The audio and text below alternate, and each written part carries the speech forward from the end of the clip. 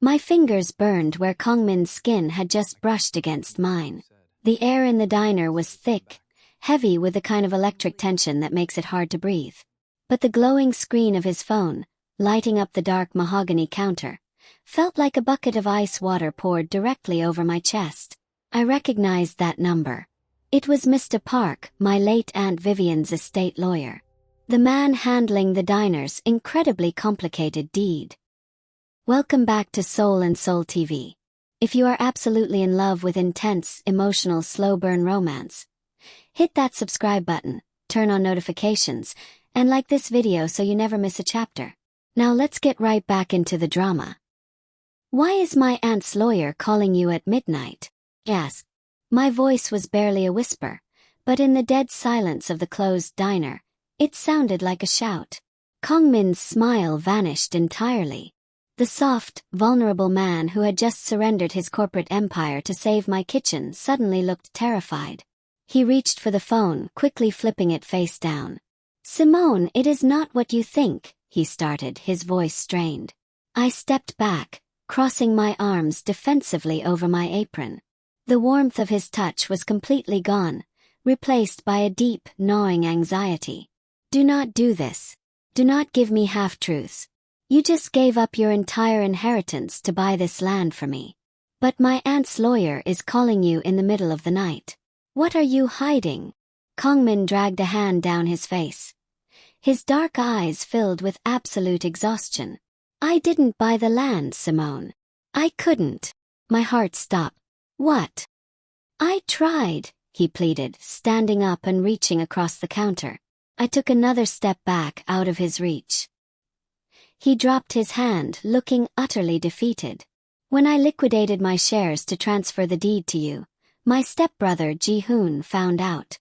He blocked the transfer at the municipal level. The real estate laws in Seoul are extremely complex, and Ji-hoon has city officials in his pocket. He froze my assets before the purchase could clear." Panic, cold and sharp, gripped my chest. "So you don't own it?" "I don't own it." "Neither of us owns it right now," Kang-min confessed, his voice dropping to a desperate whisper. "But Ji-hoon doesn't own it either. Because when Mr. Park reviewed the original zoning files for the acquisition, he discovered a massive loophole. Aunt Vivienne didn't just lease this plot. 30 years ago, she formed a silent partnership with the original landowner. She owned 30% of the entire commercial block." I stared at him, my mind spinning rapidly. My aunt, a black woman from New Orleans who moved to Seoul with nothing but a suitcase and a recipe book, owned a third of one of the most lucrative real estate blocks in the city. "Ji-hoon cannot tear down this diner or build his high-rises without your explicit legal consent as the majority stakeholder of the Legacy Trust," Kang-min explained, his eyes locking onto mine with fierce intensity. "Mr. Park was calling me because we are quietly building a legal defense. I am not trying to deceive you, Simone. I am trying to build a fortress around you before my family unleashes hell." I looked at the flipped phone, then back up at him. The sheer magnitude of what was happening was crushing. This wasn't just about a diner anymore. It was a multi-million-dollar real estate war in the heart of Seoul, and I was standing right at the center of it. "Why didn't you just tell me?" I asked, my voice cracking under the emotional weight. Kang-min walked around the counter. He didn't stop until he was standing right in front of me. He looked down, his expression completely unguarded, stripped of all the billionaire armor he used to wear. "Because you looked at me with such warmth tonight. For the first time you looked at me like I was a man, not a corporate threat. I just wanted one night of peace with you before the war started." My breath caught in my throat. I looked up into his deep, dark eyes and saw nothing but pure, unadulterated sincerity. He had lost everything to protect me, and now he was fighting from the shadows just to keep me safe. I didn't step back this time. I reached out and gently placed my hand against his chest. I could feel his heart hammering rapidly beneath his soft black sweater. "The war is already here, Kang-min," I whispered. "So we fight it together." The next morning Ji-hoon struck. I arrived at the diner at 6 in the morning to prep the kitchen. But the delivery truck that usually brought my fresh produce and meats was nowhere to be found. By 7, the seafood vendor from the Noryangjin market called to abruptly cancel my account. By 8, the city turned off our municipal water supply, citing a sudden clerical error that would take weeks to fix. Ji-hoon was suffocating us. He knew he couldn't legally evict me, so he was going to starve the business until I begged to sell. I sat in the dark kitchen, staring at my empty prep stations. The red ledger sat on the counter, filled with orders I couldn't fulfill. The heavy reality of corporate sabotage settled over me. I buried my face in my hands, fighting back a wave of overwhelming despair. I was going to lose my aunt's legacy not to an eviction notice, but to paperwork and shut-off valves. The back door creaked open. I didn't even look up. "We need bottled water to boil the stock," Kang-min's voice rang out, steady and surprisingly calm. I raised my head. Kang-min stood in the doorway, carrying 2 massive crates of fresh produce. Behind him, a private water delivery truck was parking in the alleyway. He wasn't wearing a suit. He was wearing faded jeans, a plain white t-shirt, and a pair of worn-out sneakers. "What are you doing?" I asked, completely stunned. He set the heavy crates down on the prep table, wiping a bead of sweat from his forehead. "Ji-hoon thinks he can squeeze you out by cutting your supply lines. He forgot that before I was a board member, I was the head of logistics for the entire conglomerate. I know every independent farmer and private vendor in the province who hates my father's company. They are thrilled to supply us quietly." I stood up, staring at the vibrant vegetables and fresh cuts of meat. "You organized all of this. How?" "I made some calls," he said softly, walking over to me. He reached out and gently tilted my chin up, forcing me to look into his eyes. "I told you, Simone. We fight this together. Now, show me how to prep the garlic." For the next 5 days, my diner transformed into a bunker, and Kang-min transformed into my lifeline. We worked side by side in the cramped, incredibly hot kitchen. The billionaire heir who had never washed a dish in his life was suddenly scrubbing pots, chopping onions, and serving plates to our incredibly loyal customers. The proximity was agonizingly beautiful. Every time we squeezed past each other in the narrow aisle behind the stove, our bodies brushed. Every time he handed me a knife, his fingers lingered delicately on mine. Late one night, after we locked the doors, we were sitting on the floor of the kitchen, leaning against the cold metal of the refrigerators. We were both exhausted, smelling like sesame oil and fatigue. Kang-min turned his head to look at me, a soft, tired smile playing on his lips. "You have flour on your cheek." He reached out, his thumb gently brushing the skin just below my eye. The touch sent a shockwave of heat straight through my body. I stopped breathing. His hand didn't drop.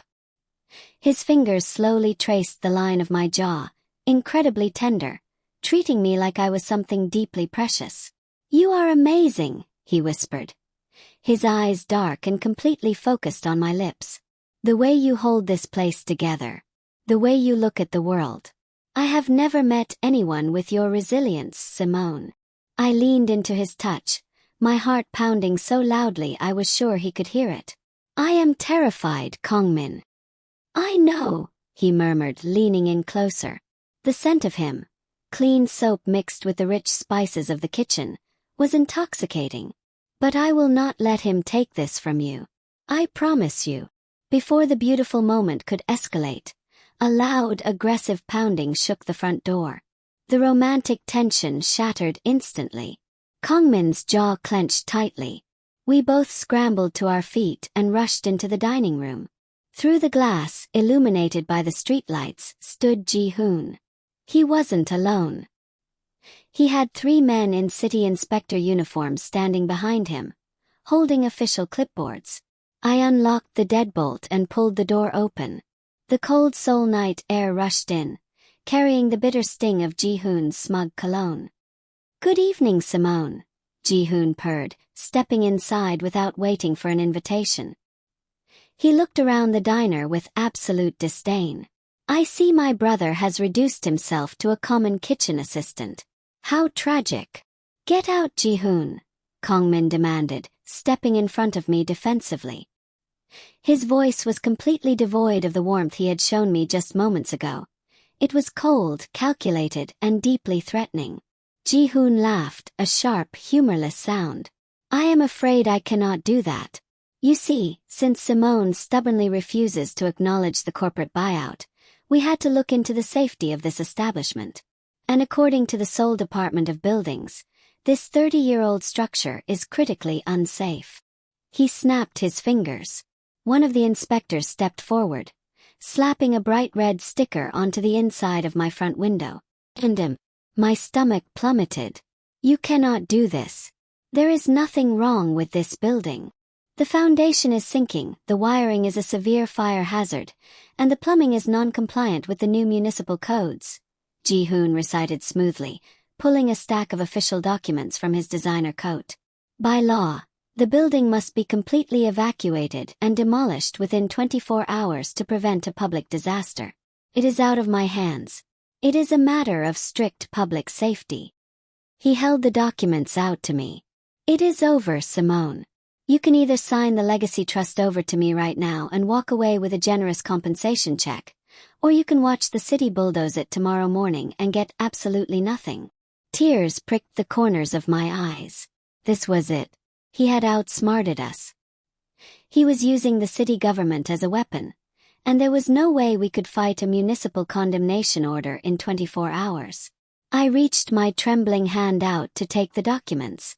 But as my fingers grazed the paper, my grandmother's intuition, that deep, undeniable southern knowing, flared up wildly in my chest. Something was wrong. The air in the room felt entirely staged. I pulled my hand back and looked at the documents carefully. I looked at the inspector's badges. Then I looked over at the red ledger sitting on my front counter. The book where I tracked every single detail, every legal delivery, every tax code, and every vendor for the past 6 months. Let me see the signature on that inspection order, I demanded, my voice suddenly deadly calm. Ji-hoon frowned, his smug smile faltering for a fraction of a second. It is signed by the chief inspector of the Yongsan district. Show it to me, I insisted, taking a step forward. Ji-hoon scoffed and flipped to the last page, holding it up. There. Official city seal and signature. I stared at the messy, scrawled signature. Then a slow, triumphant smile spread across my face. I looked up at Kang-min, whose eyes were darting between me and the paper, completely confused. Kang-min, I said loudly, not breaking eye contact with his stepbrother. Do you remember last week when we had to file the commercial sanitation renewal for the kitchen? Kang-min nodded slowly. Yes. We went to the district office. And do you remember the name of the chief inspector of the Yongsan district who signed our approval? I asked, stepping right up to Ji-hoon. Ji-hoon's face went pale. The inspectors behind him shifted nervously. The chief inspector is a woman named Lee Soo-jin, Kang-min realized, his voice rising with revelation. He looked at the paperwork in Ji-hoon's hand. That signature belongs to a man named Park Dong-soo. He is the former inspector who was indicted for bribery 3 years ago. The room fell into a suffocating silence. This is a forged document, I said, my voice echoing loudly in the empty diner. I pointed a shaking finger at Ji-hoon. You didn't get a real condemnation order because you couldn't. You paid off disgraced officials to put on a costume and intimidate me into signing over my aunt's trust.